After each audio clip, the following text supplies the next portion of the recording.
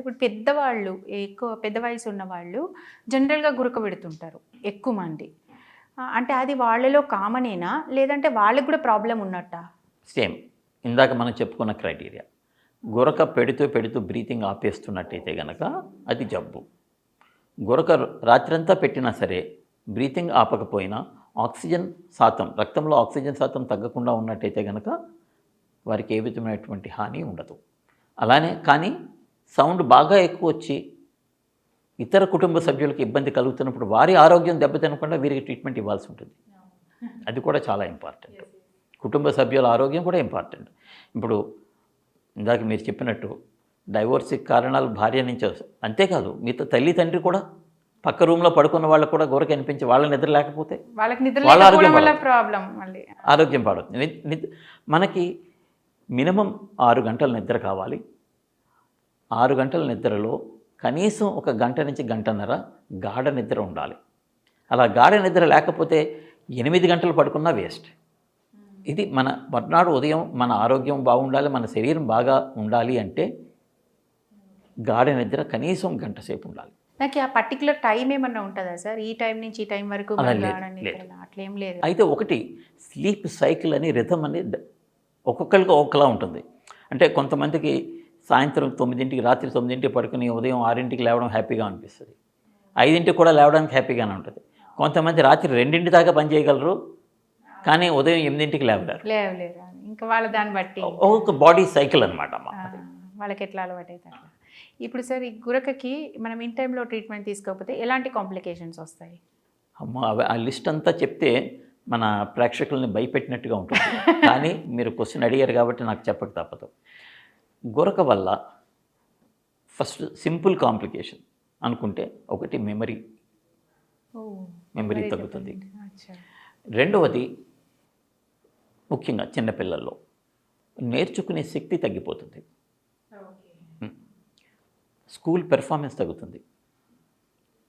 తర్వాత హార్ట్ లోపల ప్రాబ్లమ్స్ ఏర్పడతాయి, లంగ్స్ లోపల ప్రాబ్లమ్స్ ఏర్పడతాయి, ఛాతీ లోపల బోన్స్ లోపల ప్రాబ్లమ్స్ ఏర్పడతాయి చిన్నపిల్లల్లో. అదే పెద్దవాళ్ళలో అయితే ఈ గురక సమస్య వల్ల గుండె, మెదడు ఈ రెండింటి మీద చాలా తీవ్ర ప్రభావం పడుతుంది. బీపీ పెరుగుతుంది, షుగర్ పెరుగుతుంది. రక్తంలో క్యాటకాలమైన్స్ అంటాము, ఒక రకమైనటువంటి హార్మోన్స్. అవి ఎడ్రినలిన్ అంటాము. అంటే గుండె వేగాన్ని పెంచేటువంటి, బ్లడ్ ప్రెషర్ని పెంచేటువంటి హార్మోన్స్ ఎక్కువ రిలీజ్ అవుతాయి. ఎక్కువ రిలీజ్ అవ్వడం వల్ల శరీరం మొత్తం డ్యామేజ్ అవుతుంది.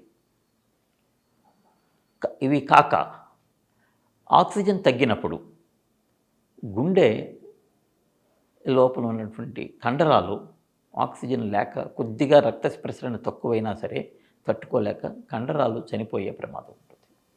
అలాగే బ్రెయిన్ లోపల స్ట్రోక్, పక్షవాతం వచ్చే ప్రమాదం ఎక్కువగా ఉంటుంది.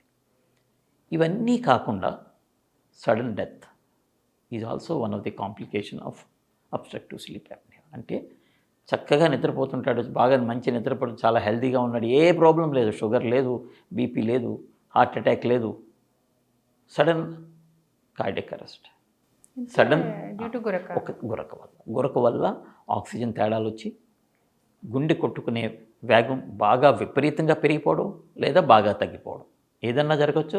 ఏది జరిగినా సరే సడన్ డెత్కి దారి తీస్తుంది. ఇది అంటే ఆడవాళ్ళలో ఎక్కువ, మగవాళ్ళలో తక్కువ అట్లా ఏమైనా ఉంటుందా సార్?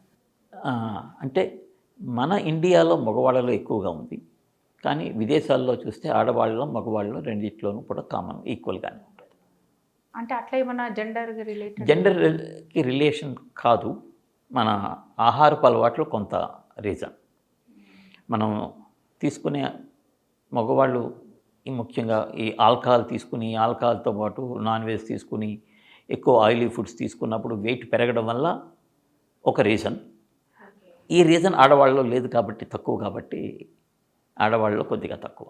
స్మోకింగ్ వల్ల కూడా రావచ్చు. స్మోకింగ్ కూడా ఎక్కువ అవుతుంది. గురక వల్ల వచ్చే ప్రమాదం ఎక్కువ అవుతుంది స్మోకింగ్ ఉన్న వాళ్ళలో.